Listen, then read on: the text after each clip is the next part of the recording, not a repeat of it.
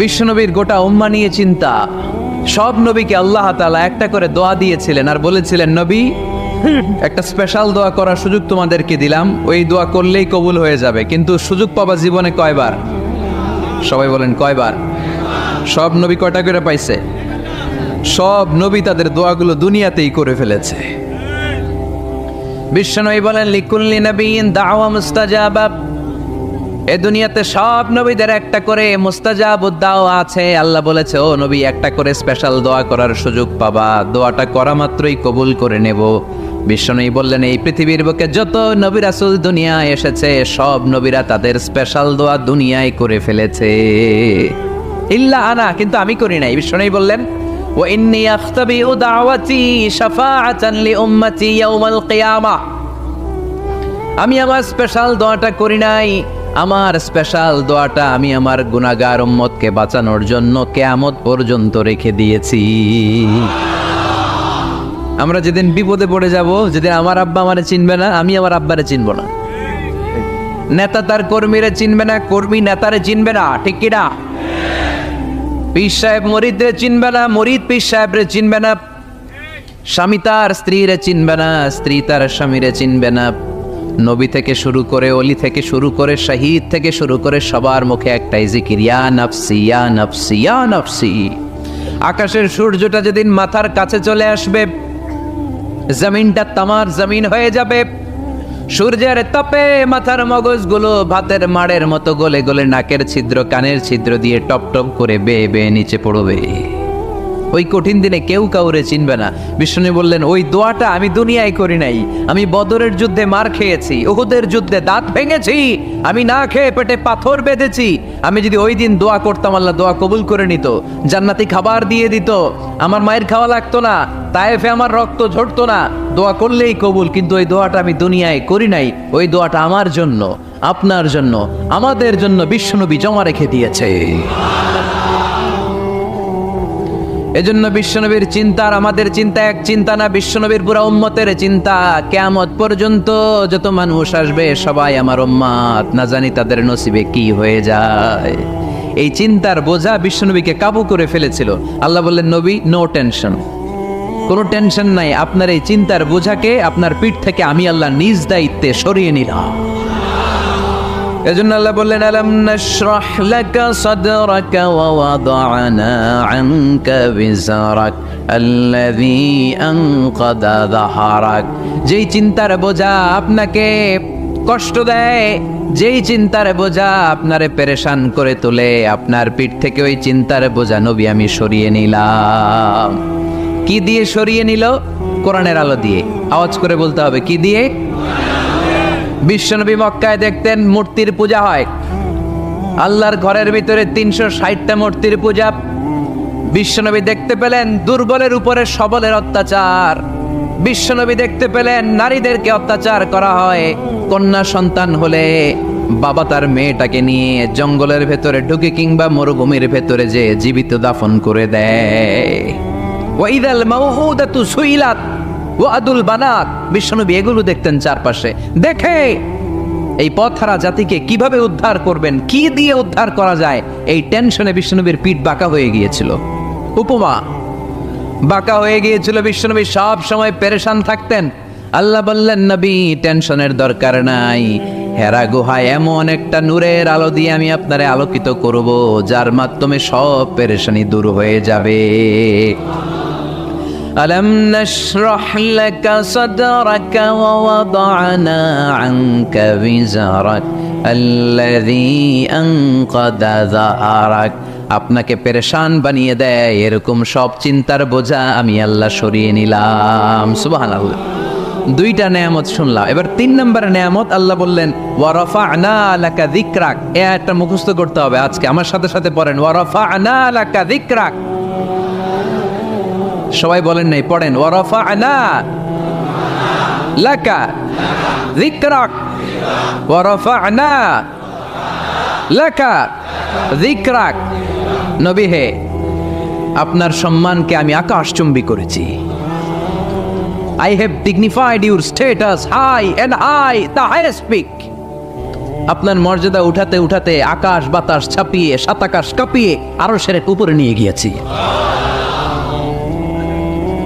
আপনার মর্যাদা আমার পরপরই, স্রষ্টার পরে পুরো সৃষ্টিকুলের উপরে বিশ্বনবীর মর্যাদা আছে না নেই? এজন্য আল্লাহ বললেন ওয়ারাফা'না লাকা যিকরাক, ও নবী আপনার মর্যাদা সম্মান আমি আকাশচুম্বী করেছি। আপনার সুনাম সুখ্যাতি মান মর্যাদা আমি গোটা বিশ্বে ছড়াইয়া দেব। এ আয়াত যখন নাজিল হলো কাফেররা হাসতে শুরু করলো। কাফেররা বলে মোহাম্মদ বেটা বলে কি, ও জানে বাঁচবি কিনা ওইটাই তো সন্দেহ। আমরা যেই ষড়যন্ত্র পাকাচ্ছি ও জানে বাঁচবি কিনা সে এটাই সন্দেহ, তার নাম গোটা বিশ্বে ছড়াবে কি করে আমরা দেখে নেব। আল্লাহ বলেন তোরা আমার নবীর সুনাম সুখ্যাতি ছড়ানোর ব্যাপারে বাধা তৈরি করবি, তোরা আমার নবীর ব্যাপারে অপপ্রচার চালাবি, তোদের অপপ্রচারকেই আমি আমার নবীর প্রচার মাধ্যম বানিয়ে দেব। তোরা করবি অপপ্রচার।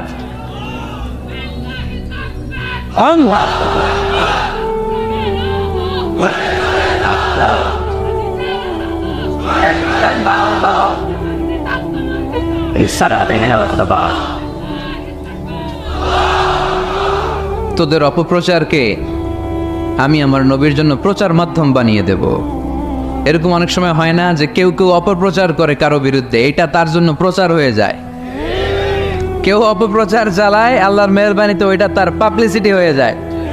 তার আলাদা করে প্রচার বিভাগের টিম তৈরি করা লাগে না, তার বিরোধীরাই তার প্রচার বিভাগের কাজে নেমে পড়ে।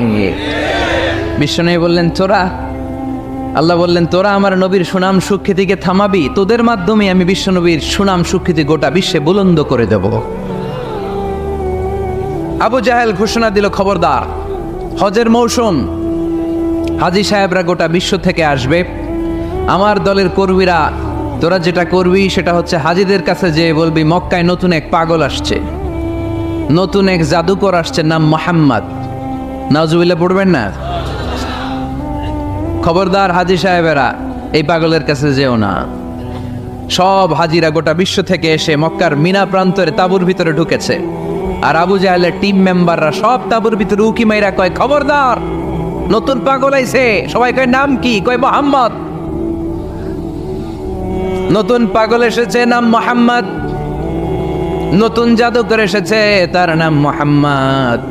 খবরদার তার কাছে যেও না, তার কথা শোনো না, শুনলে তোমরাও পাগল হয়ে যাবা, তোমরাও পাগল হয়ে যাবা। সে এত বড় জাদুকর, মুহাম্মদ সাল্লাল্লাহু আলাইহি ওয়াসাল্লাম এত বড় জাদুকর, তার জাদু দেখলে তার কথা শুনলে হাজবেন্ড ওয়াইফের মধ্যে সম্পর্ক বিচ্ছিন্ন হয়ে যায়। সে এত বড় জাদুকর, তার কথা শুনলে বাবা আর ছেলের সম্পর্ক ছিন্ন হয়ে যায়। সে এত বড় জাদুকর, তার কথা শুনলে বন্ধু বন্ধু আলাদা হয়ে যায়।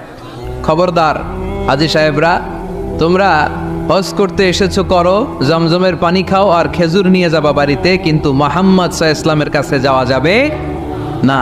আচ্ছা আপনারা বুঝে শুনে উত্তর দেন। এই যে লক্ষ লক্ষ হাজি মিনার তাবুতে বসা, আর আবু জাহেলের লোকটা যে বলল নতুন জাদুকরের নাম মোহাম্মদ, তার কাছে যেও না, এই লক্ষ লক্ষ হাজিরা এর আগে জীবনেও মুহাম্মদ সাল্লাল্লাহু আলাইহি ওয়াসাল্লামের নাম শুনছে? তার মানে মুহাম্মদ সাল্লাল্লাহু আলাইহি ওয়াসাল্লামের নাম তাদের কানে পৌঁছে দেওয়ার দায়িত্ব আবু জাহেল নিজেই নিয়ে নিয়েছে। চিল্লা এখন ঠিক কি না? প্রচার হয়ে গিয়েছে। আর সবাই মনে মনে ভাবে কয় কি, এত বড় জাদুকর, হজ করি আর না করি এর না দিকে যাওয়া যাবে না। হজ তাড়াতাড়ি কোন রকম সাইরা এই জাদুকরের কাছে আগে যাব, দেখি কেমন জাদু দেখায়, দেখি কত বড় ম্যাজিশিয়ান, দেখি তো কত বড় পাগলের। কারণ আল ইনসানু হারিসুন আলা মা মুনিআ, মানুষকে যেটা নিষেধ করা হয় বেশি মানুষ এটা করতে চায়। যদি বলি ওদিকে যাবি না, ওর বাপের কিরা ওদিকে যাবে, ঠিক কি না? এটা আমাদের স্বভাব, আমাদের খাসলা, আমাদের বৈশিষ্ট্য। যেটা আমাদেরকে নিষেধ করা হয় বেশি ওটা করতে মন চায়। সব হাজিরা মনে মনে ভাবলো আমরা যাব, তোরা যতই বলিস না কেন যাব, হজের পরে অবশ্যই যাব। দেখা গেল হজের পরে বিশ্বনবী মুহাম্মদুর রাসূলুল্লাহ সাল্লাল্লাহু আলাইহি ওয়াসাল্লামের বাড়ির সামনে বিশাল বড় গ্যাদারিং শুরু হয়েছে। সবাই লাইন ধরে দেখা করতে গেছে। দেখা করতে যে বিশ্বনবীর চেহারা দেখে প্রথম নজরে সব পাগল। চাঁদের চেয়ে সুন্দর তুমি নবী আমার কামলিওয়ালা, চাঁদের চেয়ে সুন্দর তুমি নবী আমার কামলিওয়ালা। দু জাহানের বাদশা তুমি প্যারা নবী সাল্লে আলা, দু জাহানের বাদশা তুমি প্যারা নবী সাল্লে আলা, চাঁদের চেয়ে সুন্দর তুমি নবী আমার কমলিওয়ালা। সুবহানাল্লাহ পড়েন। এত সুন্দর চেহারা, বিষ্ণু ঈসা ইসলামের চেহারার মতো এরকম চেহারার মানুষ পৃথিবীতে আছে? দ্বিতীয়টা, অনেকে বলে সাইয়েদনা ইউসুফ আলাইহিস সালামের চেহারা নাকি বেশি সুন্দর। সুন্দর ঠিক, কিন্তু আমার নবীর চাইতে বেশি নয়। বিষ্ণু বলতেন আনা মালিহুন ওয়া আখি ইউসুফু সাবিহুন, আমার ভাই ইউসুফ হচ্ছে সাবিহ, সাবিহ মানে সাদা সুন্দর ধবধবে, আর আমি হচ্ছে মালিহ, মালিহ মানে এসেছে মিলহন থেকে, মিলহন মানে লবণ, মানে লাবণ্যময় সুন্দর। আমার ভাই ইউসুফ নবী সাদা সুন্দর, আমি লাবণ্যময় সুন্দর, কোনটার দাম বেশি? লাবণ্যময় সুন্দরের দাম বেশি।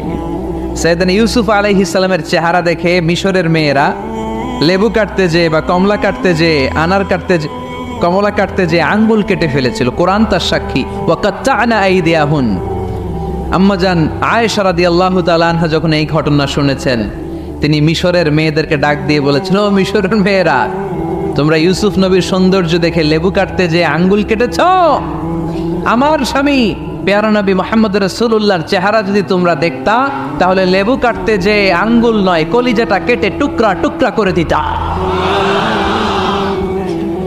আবার আম্মা জানা এসে বলতো লাকুম শামসুন ওয়া লানা শামসুন, তোমাদের জন্য একটা সূর্য আছে, কিন্তু আমি আয়েশার জন্য আলাদা একটা সূর্য আছে।